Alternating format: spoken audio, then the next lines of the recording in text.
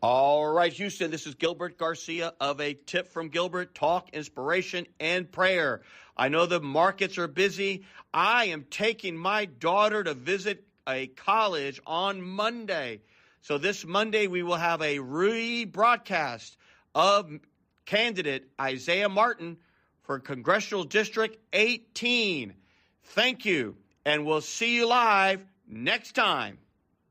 This is Gilbert Andrew Garcia. Listen to my radio show, A Tip from Gilbert. Talk, inspiration, and prayer every Monday from 11 a.m. till noon on Houston's gospel leader, KWWJ, 1360 a.m. and streaming live on kwwj.org. Listen on the legendary KYOK, 1140 a.m. and streaming live on kyokradio.org. KCOH, 1380 AM on San Geek Radio, 95.1 FM, 1460 AM, and Aliento Radio, 101.7 FM and 1540 AM. Call in at 832-570-8075 and follow me on social media. See you then.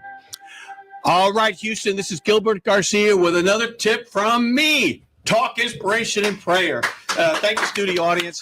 We're going to be talking about lots of great stuff. We're going to have a really good show because, as everyone knows, we have an open seat for U.S. Congress with the late, great Mayor Turner's passing away early.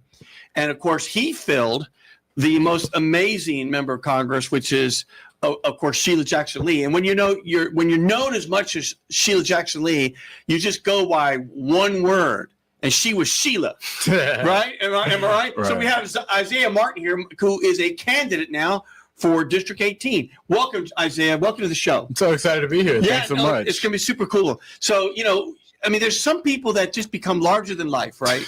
And, it's like Cher. She just had like one name. Madonna, just one name. Well, there's Sheila. She just had one name, right? Because she was everywhere. There are like 3 or 4 of her. And you were her chief of staff, right? Or for a period of time, weren't you on her staff? I was her senior advisor. Senior advisor. Yeah. So how long were you working with her? Oh, man. I started when I was in college and was there for pretty much 4 years. No kidding. Yeah. Well, let me ask you this. And, of course, we all miss her. Yeah. We all miss her. And she's just incredible. What was it like? Because she was always like, quick. And she was always, what was it like? She was amazing. I think that everybody in Houston knows her for her energy. Yeah. It was nothing to see her in Ukraine one day and the next morning at a toy drive. Yeah. Right. She showed that she could be more than one place at the same time. And look, I think that we're forever going to be missing her energy for what she brought to the city of Houston. And obviously, you can't just become a Sheila Jackson Lee, although she kind of did. Right. You really have to develop seniority, learn the ropes. And that's what 30 years worth of serving, she's probably 30 years, does. So you're running for Congress. And, let's just assume that you win. Let's just do that. Mm-hmm. Is this going to be, are you going to be the next 30 years, the next Sheila Jackson Lee? To the extent there can only be one. But are you going to be the next Isaiah?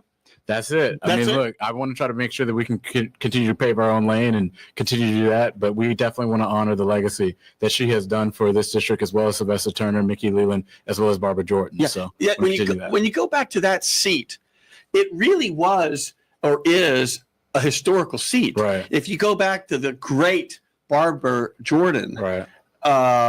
It's just incredible, the legacy. Are you ready? Of course. Are you ready? I'm fired up. Are you? Well, let me ask you this.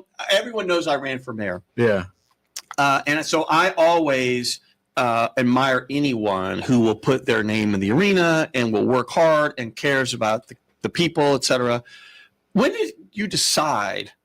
Actually, let me take a step back. When there was young Isaiah walking the halls of, where'd you go to high school? Clearbrook. Okay, when you were walking the halls of Clearbrook, did you ever say to yourself, one day I think I'm going to run for Congress? Yeah, no. Right? No, so not at all. When did it all of a sudden click for you that, I think I'm going to do this? It really wasn't until I got to college, and it was a couple of years into college. I was just a regular high schooler, just hanging out with my friends, going to college first 2 years. But it wasn't until somebody close to me was assaulted. And that's what got my start. Yeah. I realized that there was a massive issue on college campuses with sexual assault. So we created an organization to go and fight to bring resources for students on our campus, and we did. And that was my start into politics, in which I then started to look at other issues that we could be involved in, and we continued that same energy of delivering for people. Oh, I'm devastated to hear that story. But I guess the beautiful thing about that story is you could have wallowed in, the hurt of it all, but you used it for something good, which is to prevent it from happening to others, right? So, and where did you go to school? I went to U of H. U of H, at the main campus? Go Cougs. There you go. And let me ask you this. So when you did that, what did you learn from that experience? I mean, was it easier than you thought to get involved? Was it harder? Were there obstacles? Well, I really learned that you have to just start from somewhere. And you have to be relentless. And so if one avenue is closed, you have to find new ways to go and reach your people. And so once I got in, I realized that people were more receptive than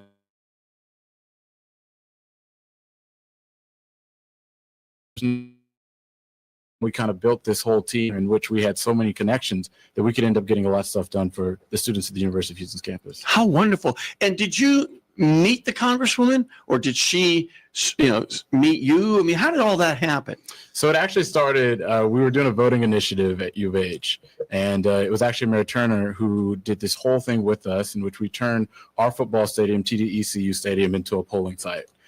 We did it. Is that the first time? That was the first time. Wow, that is fantastic. Yeah. And did the numbers go way up? Because of course when you make it easy for young people to vote, when you make it easy for any group to vote, magic happens. Well, I'll tell you why we did it. We did it because in the election before, in the primary election for 2020, right? This was when we had that big presidential primary.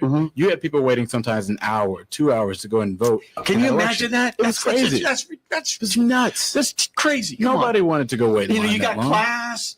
Yeah. You got to go work. Yeah. Got me to cut you off. No, but 100%. So it was absolutely ridiculous. And so we ended up getting the stadium. We brought that 2 hour long wait time down to 5 minutes. Wow. That's how we do that. Yeah. That is wonderful. We did something like that when everybody knows I went to Yale. When I went to Yale, there was in the city a polling spot for what's called the first ward. We had the ward system, and that was primarily Yale students. And then we brought it on campus, and the voting turnout exploded. Yeah. And it has ever since. Yeah. Because it makes perfect sense. If you make it easier, especially for young people who are so, they got class, they got to work. It's so beautiful to get them involved. And that's the thing, though. And it wasn't just for young people. It was for staff that was there. Oh, it was great for point. people who lived near there. Yeah. It was really a hub for people inside a third ward because it was able to be accessible for people and they could go forward and vote quickly. And how did you do it if it's in the stadium? Is there you got the dial thing and you got the little booth. I mean, was it right there outside in the stadium? We did it in the stadium club. So we have a club that's like right off site, and it was a big, huge space, and it was really quick for people. Oh, how wonderful. Yeah, it was great. And so tell me this. Tell me about your background when you were young. Were your parents involved in politics? Were they, and what do they think about you running? I mean, do they say, oh, son, or do they say son? Well, yeah. I mean, look, my parents weren't really that involved. I mean, they voted every election. They took us to go vote. I mean, I remember having the little I voted sticker that, the little clerks would put on me. So, I mean, that was the extent of it. But, look, they're excited about the campaign because they gotta be ready for the future. Look, I have 5, excuse me, what am I saying? There are 5 kids in my family that, I'm the middle kid, but my wife and I have 4 kids. Yeah. And, it would be wonderful if one of our kids took up the mantle of public service, community service, and got involved and try to keep our legacy going. That would be a beautiful thing. Yeah. I would love that. And so you never really were bitten by the bug until that event at U of H. That's right. How wonderful. And so what did you do for the Congresswoman? That was a Swiss Army knife, to be honest with you. Whatever she needed. Whatever she needed. Well, that makes sense because that's the way she was. Yeah. I mean, look, I started off carrying her purse and ended up her senior advisor. So I've done pretty much everything you could imagine. I know exactly what that means in politics. I have done everything from carrying somebody's, bag to driving them around. That's how you really cut your teeth, frankly, because it's all about having access to the candidate. Yeah. And if you're there, she's going to want her purse around. And so she's like, where's my purse? Yeah. I mean, and then you're with her, and then all of a sudden you're driving with her, and then all of a sudden you're preparing her notes, and you're preparing her speeches, or you're preparing her debates. And so then all of a sudden you become invaluable. Yeah. That's how it all goes. Yeah. How wonderful. Well, I would always tell everyone that, she and I ran for mayor, and we were always great friends. Oh, yeah. Always great friends. And so we never, had any issues with each other, et cetera. At the end of the day, she always wanted to be next to me. Yeah. Whenever we had debates and everything, she would always, because you know how she is. Yeah. She has to get every detail ready. She wanted to make sure that she would tell them all, and I want to be next to Garcia. Yeah, I want to be next to Garcia. And it's always, I would always give her the proper respect that she earned. Yeah. I mean, she earned it, not just from me, but from everybody. And I always say the truth, which is, we would not have gotten that $1 billion grant for the light rail had it not been for Cedar Jackson Lee. She was unrelenting on Secretary LaHood, who was, the Secretary of Transportation. And I mean, she was just unrelenting. And she would always tangle with John Culberson, who was Mr. Anti-Transit, just always would be willing to take him on.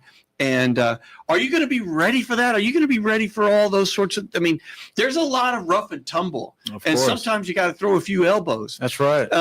You ready? Of course, man. We got to get ready to fight, man. It's going to be a really interesting 4 years. And we got to have somebody with a spine and a backbone that can fight back. Amen. Let's go through educating the voters, not the voters, the listeners, who hopefully were all voters. And let's tell them everything. And there may not be everything known just yet, but there's going to be a special election somewhere. It'll be filling out this term, and then a general election after that. Just go through it all so our listeners know what's ahead of them here. Well, the craziest part about it is we don't necessarily know the date. We don't, yet, right? I mean, because it's up to Abbott. So it could be in May, it could be in June, it could be in November, or somewhere in between. There's no drop dead that requires him to do it by a date. It's crazy, isn't it? And of course, given the state of affairs in Washington, where whatever it is, a 1-vote margin in the House, whatever I forgot what it is now, it's very, very tight. Because some of the Republicans have now gone into government for the administration, that he's probably going to keep that seat open for a period of time. Yeah. So then y'all have no way to really know, we're just on a sprint, but are we on a marathon? You don't really know. Right. I mean, look, I think the biggest thing, it also depends on some other stuff, because I know that Kathy Hochul in New York has a seat that she could potentially hold over for a while. So it really just depends on the state of where things are, and also what happens with this next special election in Florida.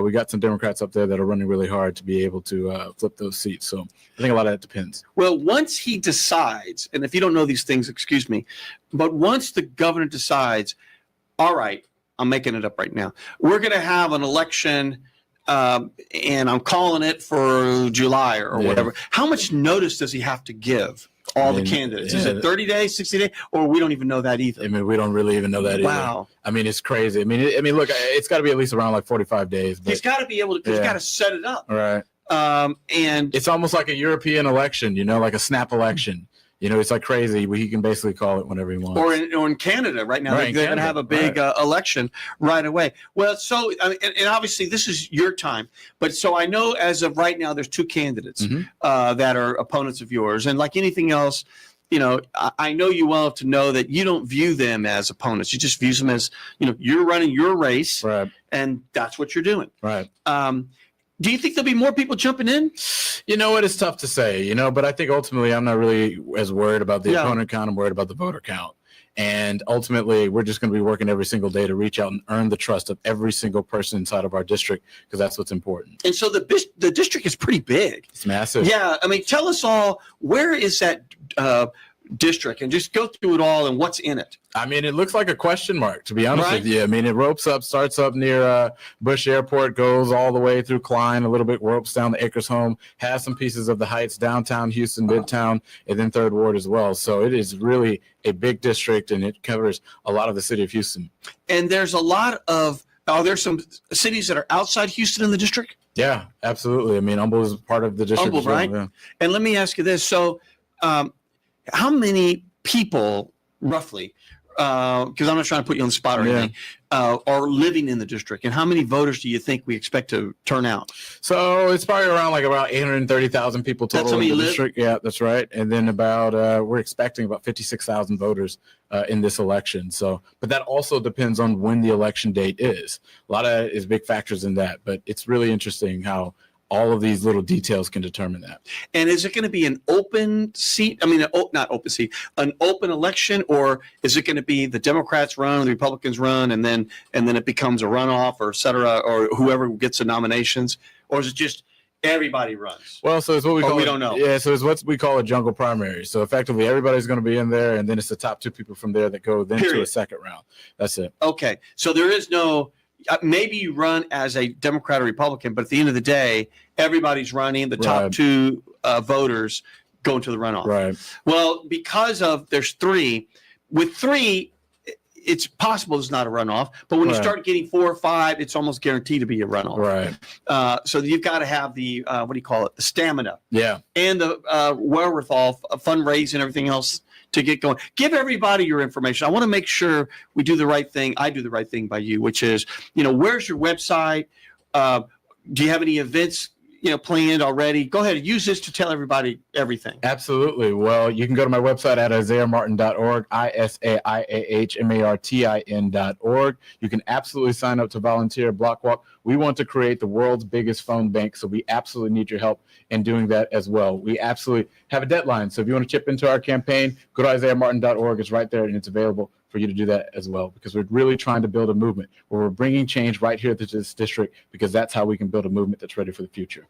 Wonderful, wonderful. So what do you think are the biggest issues that, and maybe it's too soon for you to know, although you've been working in the district, so you have an advantage of knowing on the ground floor what the issues are.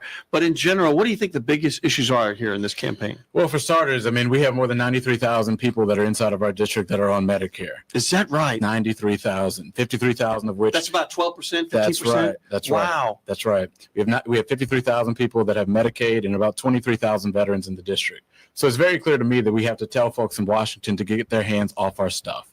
No cuts to Medicare, no cuts to Medicaid, no cuts to Social Security. And we have to be very active when we're looking at legislation, ensuring that there's no sneaky amendments that will go forward and defund these programs. There's always sneaky amendments. Always. Houston, some of these laws that get passed are so long and they're so thick. You really got to go through them. That's right. Because that's where they get you. That's where they get you. It's crazy. And it's like, wait a minute, what is that? How did we vote for that? It's absurd. It's absurd. But, like anything else, democracy can be messy. Oh, yeah. But it's the best we have, on the planet to really, it is messy. It's true. I mean, look, we just saw this. There was a budget that the Republicans just tried to go forward that has more than $800 million worth of cuts, particularly for Medicare, right? Like, that's what's in these bills. So we have to be very aggressive on these things. We have to be able to look at them, because when you are very focused on these things, that's how you can be able to catch stuff. Wonderful. Well, hold that thought. We have a call now. Is there an Amanda there? Let's see who this is. Amanda, are you there? Hi, yes, I'm here. Amanda, what do you got for us? You got me, of course, and you have Mr. Isaiah Martin. Yeah, I just wanted to say, as a fellow Coug, it really warms my heart. Fellow Cougs. Go Cougs. Yes. I'm just happy that there are people advocating for our safety, especially because of the level of crimes committed on campus. That's right. I was just wondering, what are some of the changes you plan on implementing in order to make the campus safer? Well, hold on one second, because let me ask you this, Amanda. When you're on campus, do you feel unsafe? I mean, is it that widespread? I mean, give me some color. Give me some info. Definitely at night. There's not a lot of lights, like in these parking lots. It's just a little shady. And then, as a woman, if you're walking alone, it's just not exactly an ideal space to be in. I can imagine it being very scary. I can imagine. It is. What say you, Isaiah? What can we do to make U of H safer, or less people feel safe? Well, there's a lot we can do. First of all, I definitely understand where you're coming from because I've been hearing stories from students. There's been a couple of assaults on campus. Is that right? That's right. It's terrible. Oh, my goodness. It's terrible. And so what we need to do is do something at the federal level to be able to make funding available for us to hire more officers that can be in our parking lots, that can be available to help students. I think it's very important that we bring this funding here. I also want to do the work that we started at U of H with our full support partnership that we were talking about for survivors of sexual assault. We want to try to create that framework and bring that to the federal level to make sure that we're making more resources available, making sure that we're there for survivors and helping them get the resources they need if they choose to go after the person that did this to them. Amen. Amanda, what you got? Any follow up or anything for us? No, just thank you for your level of dedication. It's just great hearing that someone actually cares. So thank you. Way to go! Thanks for calling in. I think did we have another caller there, Miss Producer?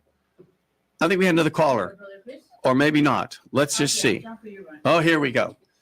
Keep those calls in, Houston. You can call, of course, 832-570-8075. Whatever you got for Mr. Isaiah Martin, the man with the plan in District 18. Let's go. What's that now? Brother Chris, are you there? Yeah, good morning, Gilbert, and good morning to Mr. Isaiah. Good show as always, Gilbert. Well, but I want to make sure that, I want to just add something to it. I heard you guys mention the previous candidates that held the office, and you left out Congressman Craig White. You mentioned Barbara John, you mentioned Mickey Lynn, you mentioned Sheila Jackson, you mentioned Sylvester Thomas. You left out Craig Washington, okay? Because Craig Washington, he had the seat for Sheila. And I must say this, Sheila did a good job while she was there, but we must always give Craig Washington, his due, his proper, because he refused to kiss the ring of Ken Lay and Enron during that time. Sort of what Donald Trump has some people doing, not kissing the ring. So the fact he would not bow down and kiss the ring of Ken Lay and Enron goes out and gets Sheila Jackson Lee to run against him. So we're going to always respect him. We're going to always commend him for being a real man and not bow down to the money. Nothing against Congresswoman Lee, but they went to get Congresswoman Lee to run against Craig Washington because he would not bow down to the power that be. That was Ken Lay and Enron. I'm pretty sure Mr. Isaiah Moore know about that as well. So we can't leave Craig Washington. We mentioned the previous Congressman they held that seat, and you left out Craig Washington. Well, I appreciate that. Before you go, so let me ask you this, Brother Chris. Craig Washington, what aside from being strong, which is what I'm going to just summarize what you just said. What else was he really known for?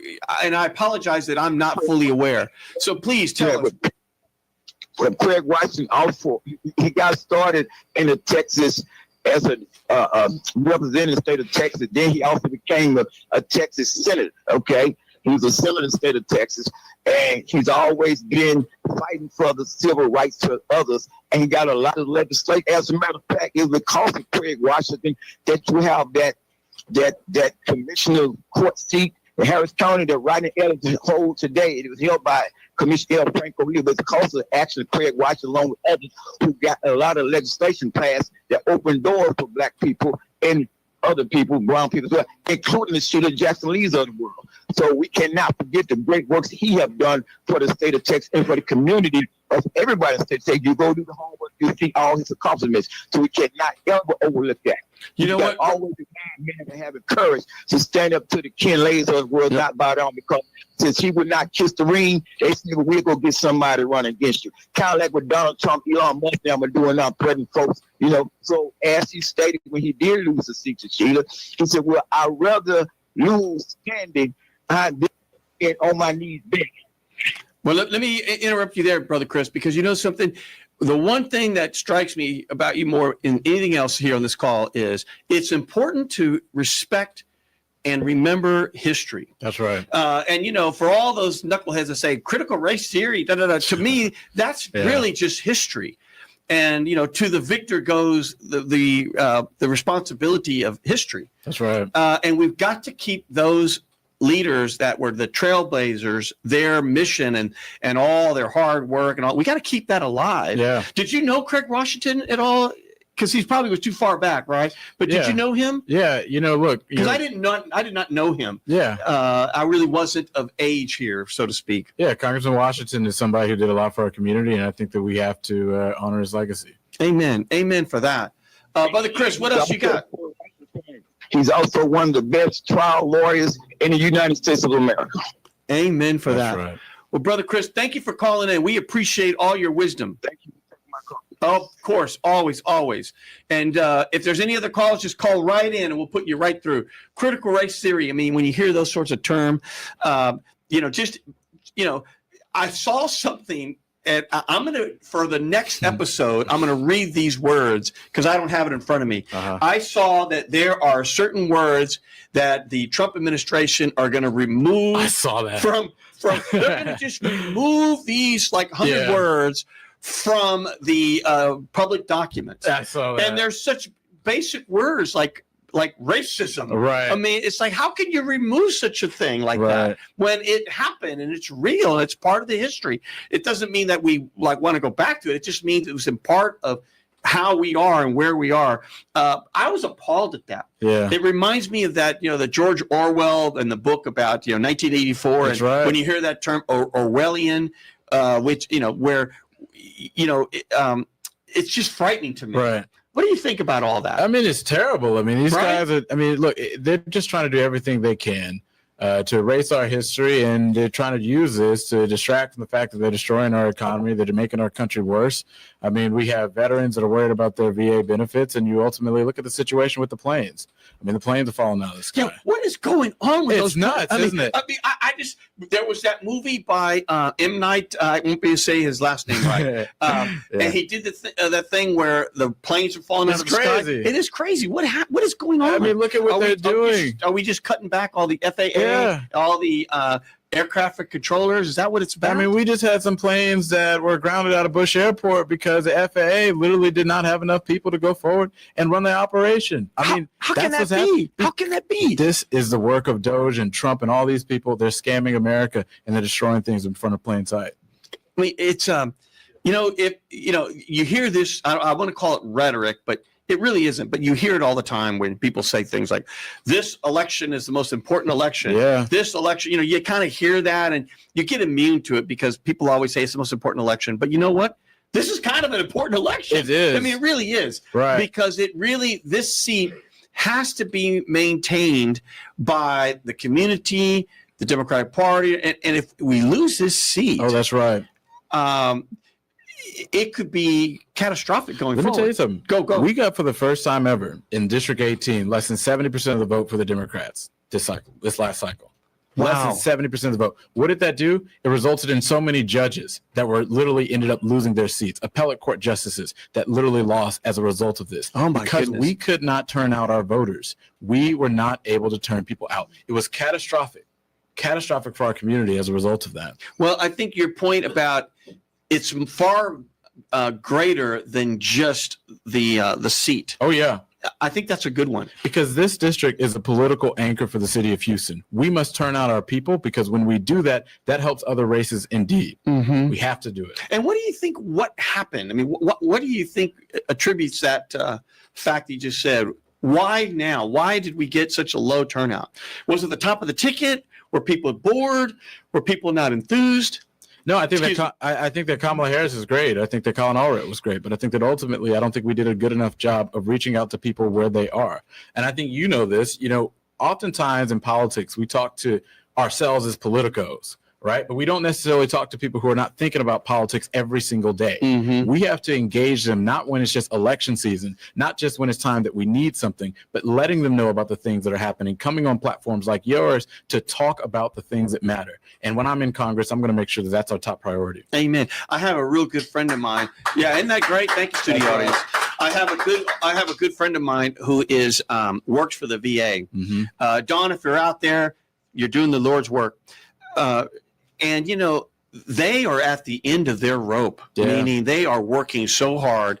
They have more, I don't know the right term, cases than case workers can even handle. It's terrible. And they're always getting these emails now about, you got to show up to work. You got to do this. You got to show me your 5 things you've been doing. It's crazy. And they're all just sort of waiting, unfortunately, kind of for, is an axe going to come down or not? Mm-hmm. I mean, it's what a terrible thing for a morale.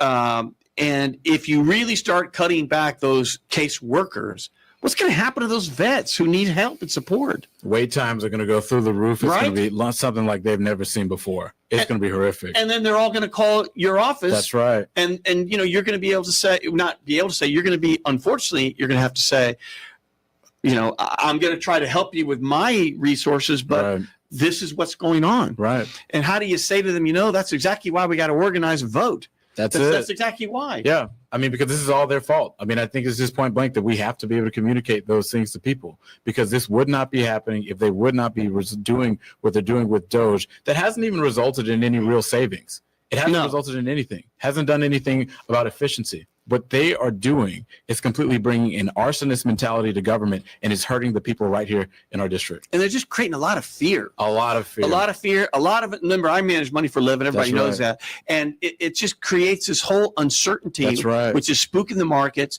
It's making people delay purchases. And it's probably going to lead us into a recession That's because right. everyone's too afraid to make a move. How's the tariffs been for you? Well, for us, the thing about tariffs, and yes, it will lead to some inflation adjustment, meaning higher. But in reality, the biggest impact of tariffs will be, it's like a tax on all Right. people worldwide, because we're going to put some, they're going to put some. Right. So everybody's paying this tax. And in reality, it's probably going to put us in a worldwide recession. That's right. That's really going to be the end result. So the biggest problem with the tariffs, and of course, for those of you who do not know, when there's trade going on, if you buy goods from abroad, a tariff means it's a tax. That's right. And so if you have tariffs, that just means we as citizens are paying more for goods that would be less if we didn't have it otherwise. And so if you have enough of these, the bottom line is it's going to eat up people's discretionary income and all the things. Then they won't have money for other things that they normally need, like food. That's right. Shelter. That's right. Just everyday transportation. Right. Those are the things that people need all the time.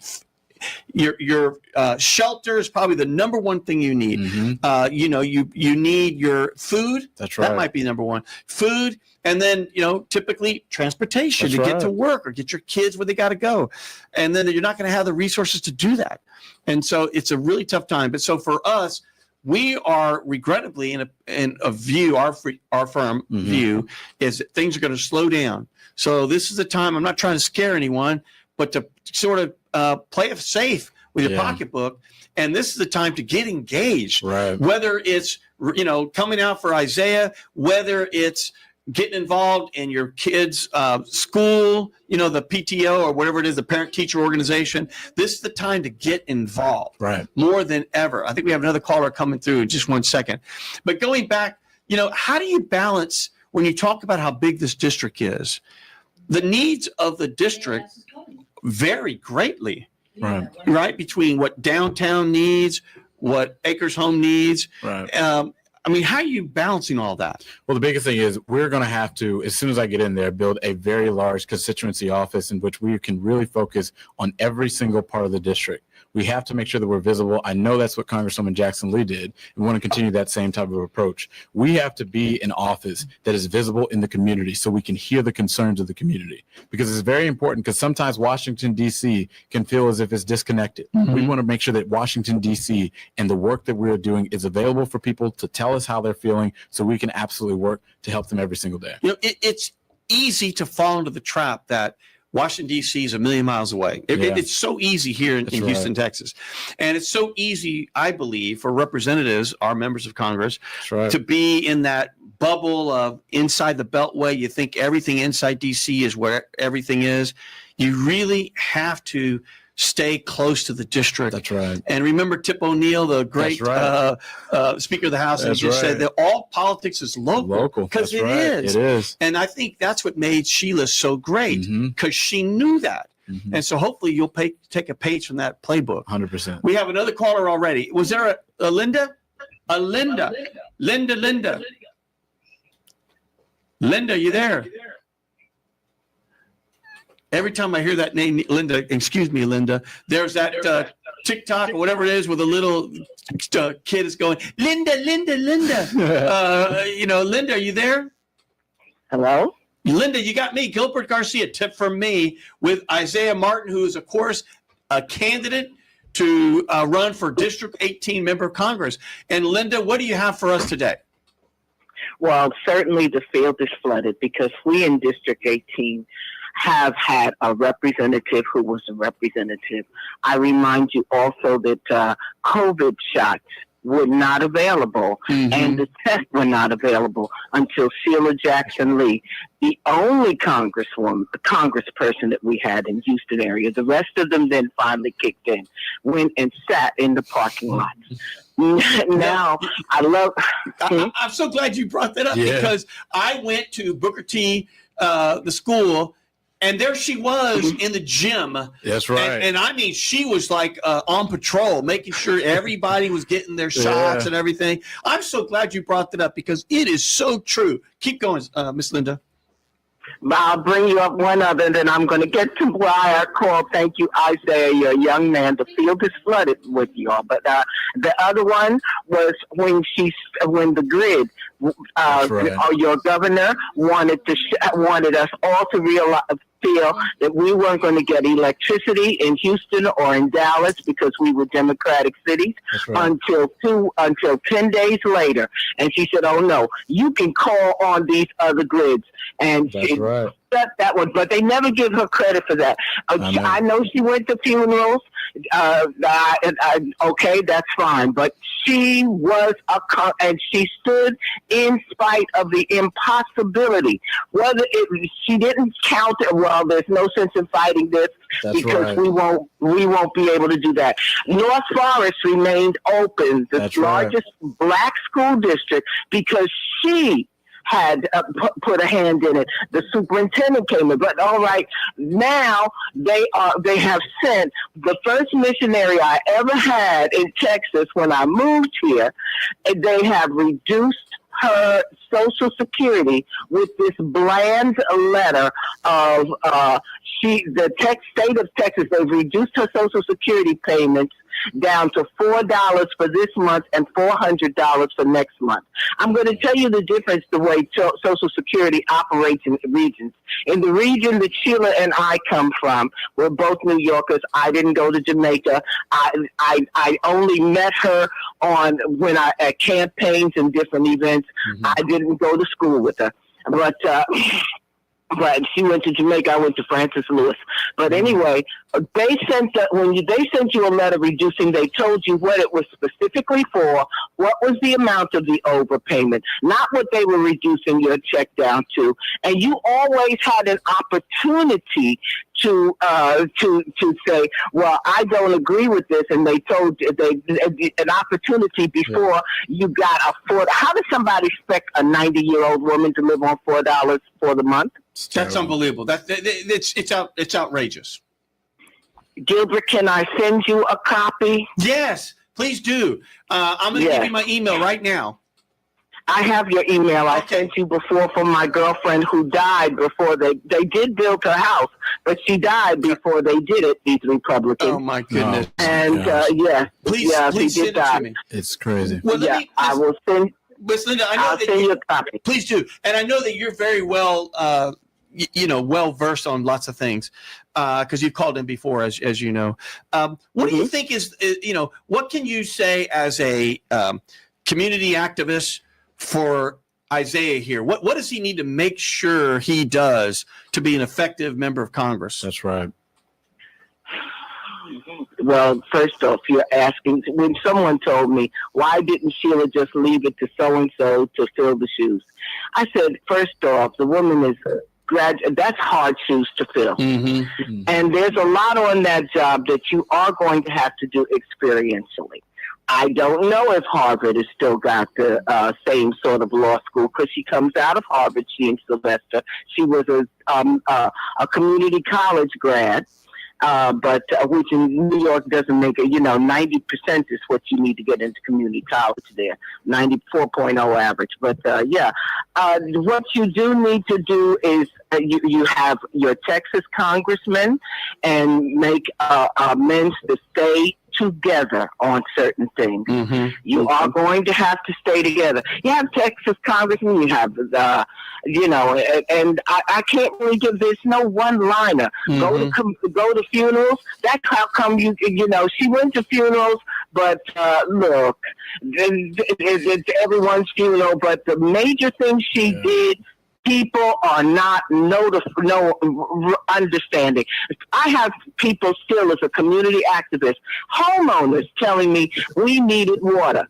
How do you don't have a pallet of water for $3 and you own your own home? Where's your mind? Mm-hmm. It's absolutely, why are you going to grapple with a with a federal congressperson who is talking about our federal funds and what needs to be done? And you have 200, or is it 300, some other odd people in there to gain a majority for your vote, and you're going to worry about some water. That's like going and picking the whole field of watermelons, and all they do is give you a watermelon after you pick them. Boy, oh boy, are you right. I so appreciate you calling. What else do you want to say to Houston there? Well, we always have important votes. It is always important to vote. It's always important to vote. And it's important to know, to stop watching so much television and understand. I heard on the show before you, the woman saying that the Hispanics will take away the ADA. No, as a matter of fact, they don't. They're having more children than black people are. So we certainly have more, the daily rate of attendance in public schools. They don't. As a matter of fact, they bring more to it because you get another layer budgeted to you when you have bilingual. What this man did was fire all your bilingual certified teachers. And the Hispanic community is not out there for them. And, I never understood why people are against bilingual education, because if you have young people that know a different language, why wouldn't you want to continue their brain continue to grow and keep going with their language that they know, and then of course transition and also teach them our native tongue, which they will learn very quickly. But the point is, why stop their progress? Doesn't make any sense. It doesn't make any sense to me either. We should be proud. Well, of course, you know why it makes sense? Because you want to do the same thing that you did with athletes and everything else. You want to curb because you want to curb the standard. You want the privilege of walking into a job that you are unskilled for, that you cannot do, that you don't have the education for, that you don't know what it is. You don't know whether your elevator's going up or whether it's going down. So that's what you want to do. You want to say, well, they don't speak, or either black kids, they do random sampling tests on them continually, and then you say, we took it out for the low test scores. The whole state of Texas has not passed the standardized test, okay? Oh my the whole state of Texas. So why are you going to single out them and the Hispanics? It gives you the ability to get a privilege. You get now what you were not qualified to get. Cronyism, it's called cronyism, it's called nepotism, it's called everything else, but it is not called I qualify for this job. Well, Miss Linda, you are very wise. I so appreciate you calling in. I hope you call in some more in the future. Oh, you got me. But I thank you so much, Gilbert. I thank you for you writing the people. She had gotten another appointment, but they just slow dragged it, and she died, and not quite unexpectedly, because but she did have a bad heart. I think it was the mold. Mm-hmm. Yeah. Well, thank you so much for calling in. Thank you. You're welcome. Thank you, and I'm going to send you that for missionary on her thing being reduced. We don't have anybody in state that can handle this. Yeah, I'm going to mention it on the show next week. Okay. Thank you. All right. Thank you so much. Bye-bye. You're welcome. Okay, Houston. It's now, of course, 832-570-8075. We're on with Mr. Isaiah Martin, who, of course, is candidate for District 18 member of Congress. He's been working for C.S. Jackson Lee in Congress for the last 4 or 5 years. I know we have another caller already. So let's go to the next caller, and then we'll come back to some more things, Isaiah. Awesome. Is there a Letitia on? Letitia. Yes. Hi, this is Leticia. Hi, Gilbert. Letitia, and hi, Isaiah. Hey. You got I'm well. Garcia, a tip from me. With Mr. Isaiah Martin. How are you doing? And of course, I've had, if this is Leticia I know, Leticia from the Air Alliance. I've had her on the show many times. Oh, yeah. Leticia, what are you doing? What's the latest with you and the whole Air Alliance? What do you got to share with us? Thank you so much for letting me speak today. I wanted, well, first of all, the previous caller. Wow, that's hard to follow up. I mean, she said a lot. She's got a lot. And a lot of, yeah, she had a lot of relevant points. So, you know, as you're aware, or I know Gilbert's aware, that a lot of the work that I do is around environmental concerns for our Black and Brown communities. That's right. Specifically around the port and Pleasantville right now regarding the Port of Houston's Project 11. And so I'm just curious, you know, and I hope that, you know, those that are running for this very important race, right? Because yes, as everyone has said, you know, previous congressmen and congresswomen, you know, we're doing everything possible to make sure that we're not against what the port is doing. We're not against the port. We understand that the port is a huge economic engine for our region. At the same time, it's been off of the backs of Black communities' health and, of course, Hispanic community as well. And so the unfortunate thing is that, you know, Representative Jackson Lee did speak to a room of 250 plus community members back in the summer of 2023 to basically let the Army Corps of Engineers, the Port of Houston directors, as well as the City of Houston's Health Department, to let them know that the continuing of the contaminated dredge material was not going to continue to be dumped in her district. That's right. And so that is something that we are very passionate about, because for obvious reasons, there's cancer clusters popping up, and we all know where they're at, right? Absolutely. And so, and I know that Councilmember Plummer has been, you know, highlighting and documenting a lot of the things that have been happening and coming into communities and, again, elevating these things. And so I'm just curious where your, I guess, you know, trajectory or what your plans, if any, are, you know, to come out to community and really, you know, do the necessary, you know, rolling up of the sleeves, if you will, to figure out what the best way to be able to tackle this. So we do have some Newport. Oh, go ahead. No, hold on. I want to drill down on this. And Houston, I know that Isaiah's got about 3 or 4 minutes here because he's got to leave a little bit early for a luncheon that he's speaking at. So Isaiah, I'm going to let you answer that question, but just give us some background for our listeners, though, what you mean here, Leticia. So number one, is the port in the district? Yes. Okay, so it is in the district, number one. Number two, when you talk about dredging, so that means they're digging out more dirt to make it deeper, right? Right. Correct, which we're not against. Yeah, and when you do that, you're getting some of that soil at the bottom and some of that's contaminated. Is that correct? Yeah. All of it is contaminated, yes. It. And so then... And just real quick, we spent $30,000 of our own money getting it tested, and it is definitely highly contaminated, but yes. Okay, so then hold on. So then before that dirt, which is contaminated, was dumped where? In the district? Mm-hmm. Yes, it is currently being dumped in Galena Park and Pleasantville. Now, just really quickly... My grandparents grew up there. In Pleasantville? Yeah. My grandparents raised my mom over there. Go ahead. Go for it, Leticia. I'm just trying to get everyone up to speed. No, absolutely. And I certainly want to give you an opportunity to speak. So then you're very well aware of the historical, you know, discriminatory and racist policies that have happened to Pleasantville in regard, I mean, going back, you know, since the conception of the building of this, you know, said community specifically because Black community could not buy anywhere else in the city, right? And so shortly after that is when the dumping started, and back in 1963 is when the levees broke, and Pleasantville community was inundated with contaminated mud, and people have gotten sick because of it, and they've gotten no apology, no explanation. It's been terrible. Nothing. Well, I certainly want to make sure that I can reach out to you and be able to get all the wealth of knowledge that you have. I certainly want to connect.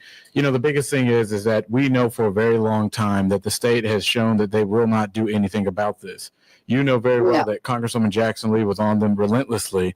And as a matter of fact, we have to make sure, because we just got a lot of news out of Washington, D.C., that Trump just closed the Environmental Justice Office that was doing so much work with the EPA to get the readings that we had seen to get to the federal level so we can hold these people accountable. So I want to be very clear. That when I go to Washington, D.C., not only am I going to fight to bring that back, but when we take back the House in 2026, and we will do it, I will ensure that this is a big part of the budget that we try to go put forward, because I want this president to understand that if we are going to get a budget through, we must make sure that the people of our district are having their voices heard, and we're not funding something that is aiding and abetting companies that are polluting our area like never seen before, and we have to get on top of that. So I'm going to be your voice and your champion on that, and I'm proud to work with you.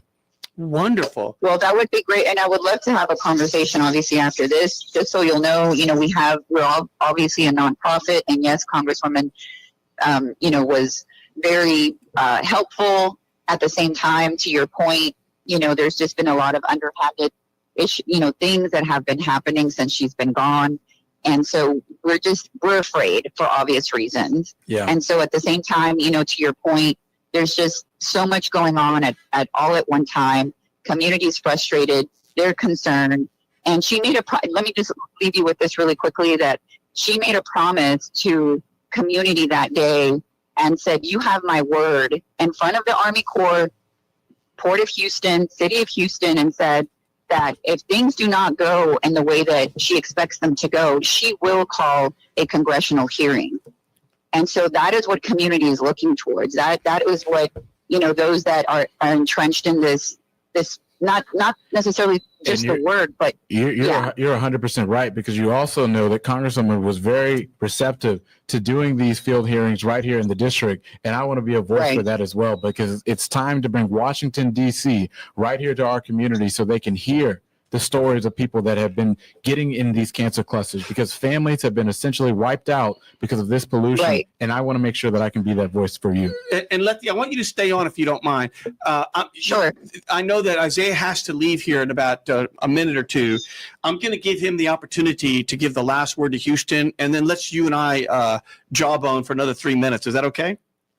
Sure, absolutely. So just stay on. So Isaiah, it's hard to believe that an hour has gone by. I know, it's great. I can do this all day. You just got here, right? Yeah, but it's an hour already. I love it. And we'll have to have you back. I love to. And number one, before you look at Houston and give your sort of your last word, just remind everyone, what's the website? What's, how do they reach you? Who's your manager? Everything, so they can, people can get involved in the campaign and be aware of what's happening with you and your positions for the district. Absolutely. Well, you can go to isaiahmartin.org, ISAIAHMARTIN.org to get involved. You want to sign up to volunteer, go there as well. And also, if you want to send something to our campaigns, email it to info@isaiahmartin.org. We check that every single day, and I want to make sure that I hear you guys' concerns. I want to hear the things that you're concerned about. I want to hear the things that are on your mind. I want to hear the things that you think about before you go to sleep. That is what I want to fight for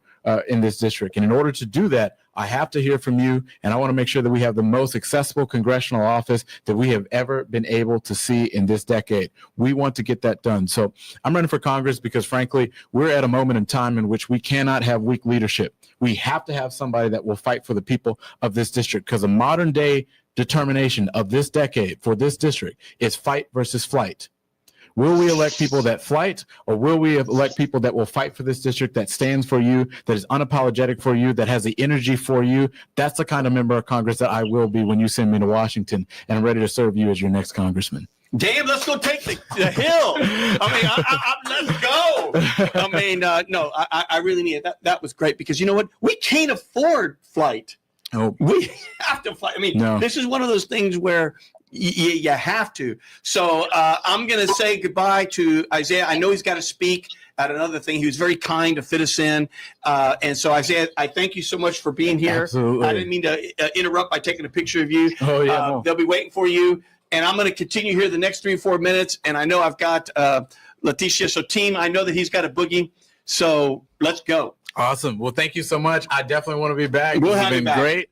We'll have you back. Awesome. Thank you so much. You count on it. So, Leticia, I know that you're there. Are you still there? Yes, I'm here. Okay, good. So let me ask you this.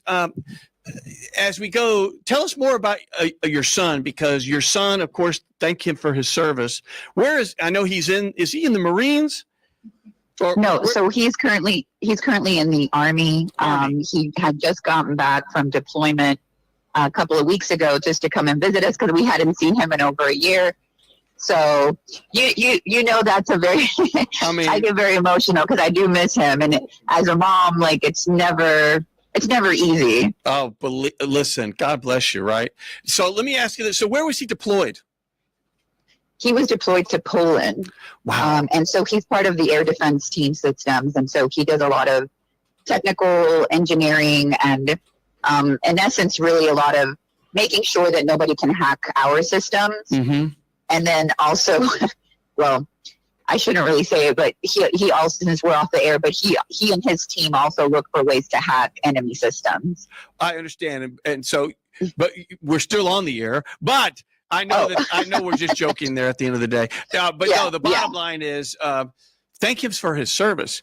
And sure. I know you love him so much because he's, your firstborn and your son and all those things. And, sure. I always love pictures of y'all because, you're loving everything. And he's like a tall man. He's a man now. He's not, it's hard to imagine that was your baby. And now he's a big man.